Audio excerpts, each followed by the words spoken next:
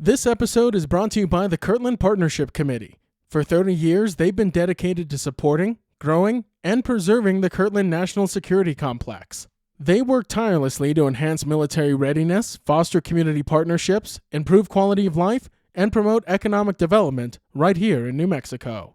Join their mission to ensure that Kirtland remains a cornerstone of national security and a key provider of quality jobs and investment for all of Greater Albuquerque.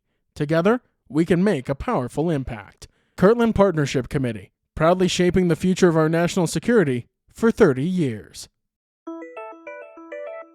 With the 2025 legislative session set to start today, Governor Michelle Lujan Grisham is looking to use her last 60-day session as governor to push through several crime and public safety initiatives. To break down what the governor's priorities are, I'm joined by Albuquerque Journal-Capitol Bureau Chief Dan Boyd.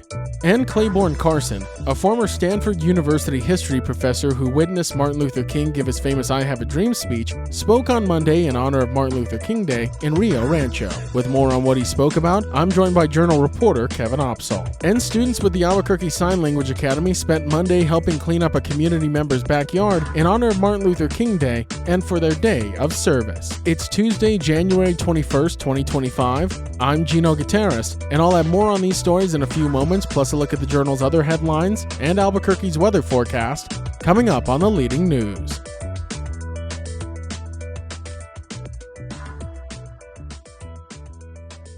As Governor Michelle Lujan Grisham prepares for her last 60-day legislative session, she is focusing her agenda on crime and public safety, proposing 27 to 35 crime-related bills. With more on the governor's agenda and what she hopes to accomplish, I'm now joined by Albuquerque Journal-Capitol Bureau Chief Dan Boyd. Dan, thank you so much for stopping by. Thank you. So Dan, the governor has made no bones about what her agenda is for this upcoming 60-day session. A lot of it focuses on crime and public safety. How is she planning to attack those two issues? Yeah, I spoke with the governor, and she's doubling down on this public safety initiative. She told me she already has 27 bills ready to go. She thinks the number of bills dealing with crime could end up being over 100, 150 bills. You know, she said she has been in touch with legislators and been holding meetings and dialogue and has made a few changes to some of those bills from last year. But whether there is kind of buy-in from the legislature remains to be seen. I do think there's some issues where, you know, she said that there's kind of more of an awareness that crime is really on the minds of New Mexicans and hoping to see some compromise on some bills. But I think there's others where she even acknowledged they're going to be a tough lift in the legislature. So it's interesting to see that she's, you know, not backing down from this fight and in her last 60-day session really plans to make that, I would say, her primary focus. I'm gonna keep fighting for the things that I believe make New Mexico families healthier and safer. That's the job. And if I'm not willing to push, because if a governor gets intimidated or just feels like I can't win a vote, so I'm just not going to do it and gets up, then maybe it's time for you to think about a different job. But Dan, a lot of the success on the governor's agenda for this session hinges on lawmakers. Governor Michelle Lujan Grisham acknowledged a pretty effective partnership with them, but also anticipates some pushback on these proposals as well. Yeah, and it's interesting. In her first term as governor, she was able to get a lot of her agenda accomplished. I mean, we're talking about a legislature where Democrats hold a pretty sizable majority in both the House and Senate. So I think last year was eye-opening that it was the first time we really saw some real pushback from Democratic leadership against her agenda. You know, I think this issue is also personal for her. She talked to me a little bit about experiences that she's had as governor, even being threatened or chased or witnessing theft in stores, things like that, and, you know, and things her family members have gone through. So I think she really wants to make this kind of her final achievement as governor, but as you mentioned, too, it's not going to be easy. I mean, I think there's a lot of concern from some groups that some of these proposals could infringe on people's, you know, constitutional rights, or that they might end up, you know, affecting people who aren't guilty of committing any crime. And the governor, Dan, seems to be focused on crime and treatment balance. She emphasized to you a dual approach to crime. What does she mean by that? Yeah, I think what she was meaning is that sometimes we can be so entrenched in these positions that it's either kind of a preventative approach or it's a punishment-based approach. And she said, you know, she supports and doesn't plan to veto any bills providing more resources for treatment programs and expanding some of that. But she also said that she believes that there's been too much maybe of a focus just on those areas and a resistance to kind of tougher penalties and more punitive approach. And she even said that she thinks, you know, former Governor Susana Martinez, who was a Republican, maybe had some points on some of those issues. She said said that, in her view, maybe Governor Martinez focused too much on that punitive side, but it's been interesting to see the governor really elevate this issue. And even though it hasn't necessarily been warmly received by all legislators. And it's a really interesting point, Dan, and you mentioned it earlier in this interview, but the governor has experienced crime personally, her family has experienced crime, and she even really said that crime in cities like Albuquerque, which is the state's largest, is really reaching a crisis point. Yeah, I mean, she's talked a lot about and kind of the intersection of substance abuse, particularly drug abuse, and mental health issues, and how those impact crime. I think she's frustrated by the current system and where the same people seem to be, picked up or arrested over and over again, but are found incompetent to stand trial, things like that. I think she acknowledged, though, that there's a lot of coalition of groups who are very wary of kind of that incarceration is not the answer to some of these issues, and that the state should instead focus more on expanding, treatment programs, counseling, some of these ways to maybe keep people out of jails, and actually try and get some treatment to prevent those issues from recurring. So crime and public safety, a key issue the governor hopes to address in her last 60-day session. Albuquerque Journal Capitol Bureau Chief Dan Boyd with the latest. Thanks, Dan. I appreciate it. Clayborne Carson, a former Stanford history professor who saw Martin Luther King deliver his famous I Have a Dream speech, gave his own speech on Monday in Rio Rancho in honor of Martin Luther King Day. The theme of his speech, based heavily around what an individual can accomplish in the first 39 years of their life, the same age King was when he was assassinated. Journal reporter Kevin Opsalh was at the speech and joins me now to discuss it. Kevin, thank you so much for being here. Thanks, Gino. So, Kevin, Clayborne Carson spoke today in Rio Rancho in honor of Martin Luther King Day, but I'm curious, what inspired him to become involved in the civil rights movement, and what was his experience at the 1963 March on Washington? So Carson, who's a native of Los Alamos, said he was always curious about the world beyond New Mexico because there were few people there like him. And he attended University of New Mexico before transferring to UCLA. He's in his first year of college, 1963. He meets another activist named Stokely Carmichael, the first person he ever met in the civil rights movement. And Carmichael invites him to the March on Washington in August of 1963. But Carson said today at his talk that perhaps his greatest memory of it was another activist of a similar age, John Lewis, the late congressman who was known for being physically beaten by police officers on Bloody Sunday.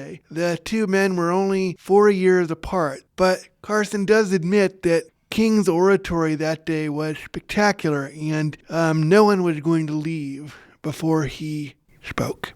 And Kevin, it really seemed like a big part of Carson's speech today was the importance of reflecting on one's accomplishments in the first 39 years of their life. Yes, well, 39 was a number that was spoken quite a bit throughout the speech. In fact, Carson joked he thought there were quite a few people in the audience that were much older than 39 like him, and everybody kind of laughed. On a serious note, Carson said that had King lived, he might be disappointed that the narrative about him is what he did in the first 39 years of his life, rather than what he planned to do after that. And so that was a key moment in Carson's speech today. I understand he spoke, and Kevin, you just touched a little bit about Martin Luther King's unfinished plans, but can you go into a little bit more detail? What did Carson say about those, such as King's campaign against poverty and their relevance today? Well, yes, Carson did say that one of King's plans, had he lived, he was working on it when he was shot in Memphis in April of 1968, was a campaign against poverty, and it would have been held on the National Mall in Washington, D.C., the same spot where he gave the I Have a Dream speech. And,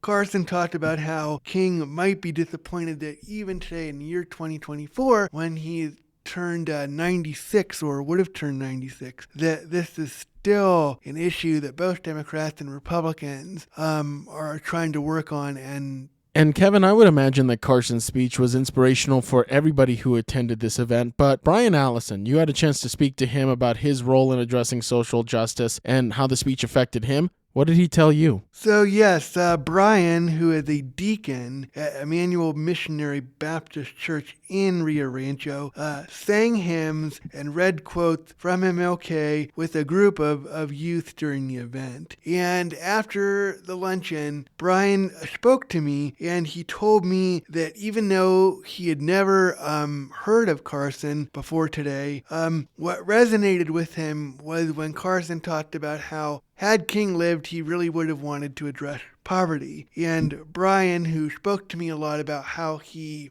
considers Martin Luther King Day a life of service, and that he does do a lot of things in his daily life to help others, he said that he's just 42 and he wants to do all that he can to impact the world. Not just so people remember his name, but in the name of helping one person to another. So a very impactful and inspirational day on Martin Luther King Day for those who attended the luncheon and for Carson himself. Albuquerque Journal reporter Kevin Opsalh, thank you so much, Kevin. Thanks, Gino. If you like hearing all of the latest news from the Albuquerque Journal here on the Leading News, consider becoming a digital subscriber to the Albuquerque Journal. You can check our show notes for a discount code on a digital subscription and keep up with all the latest news from New Mexico's leading news source.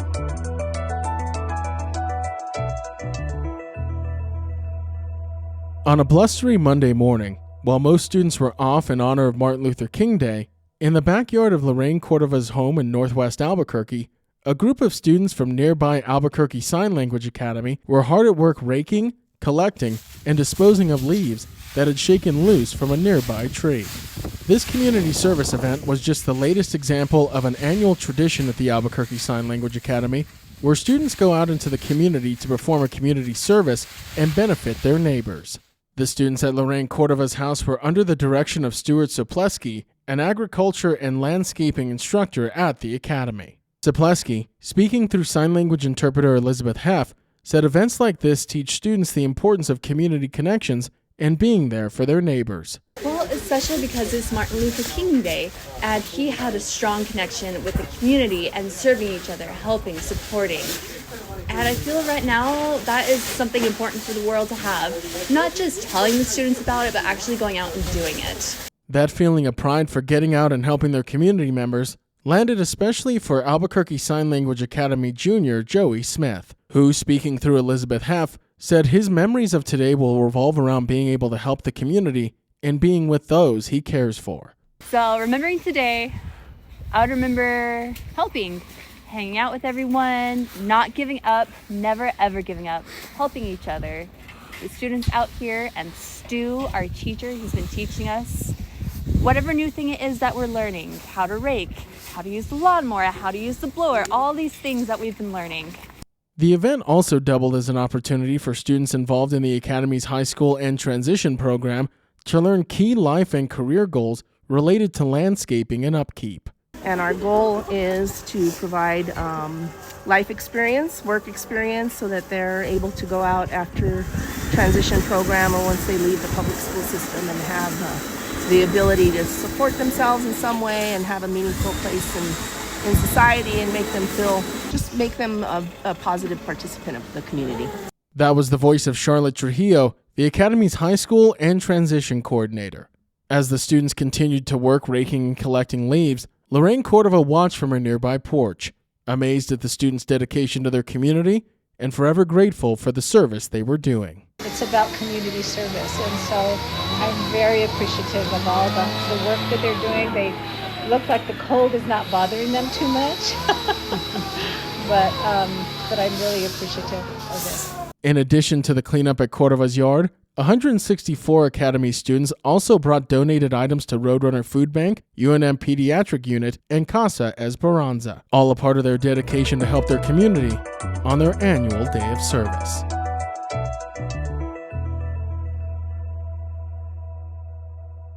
In other headlines from the newsroom, the Albuquerque Police Department are searching for 3 suspects after officers were shot at during a traffic stop early Monday morning. The vehicle fled and a passenger fired multiple shots before crashing and escaping on foot with 3 others. One suspect is currently in custody while the remaining 3 are at large. No officers were struck, but one did suffer a minor injury in the crash. Authorities continued to investigate. And Monique Fadrua will become the new president and CEO of the Indian Pueblo Cultural Center and Indian Pueblo's marketing on April 1st, following Mark Cantfield's retirement after 12 years. A member of the Jemez Pueblo, Fadrua played a key role in business initiatives and community service. She aims to continue advancing the Indian Pueblo Cultural Center's mission of indigenous economic empowerment and cultural preservation. Cantfield will assist in the leadership transition.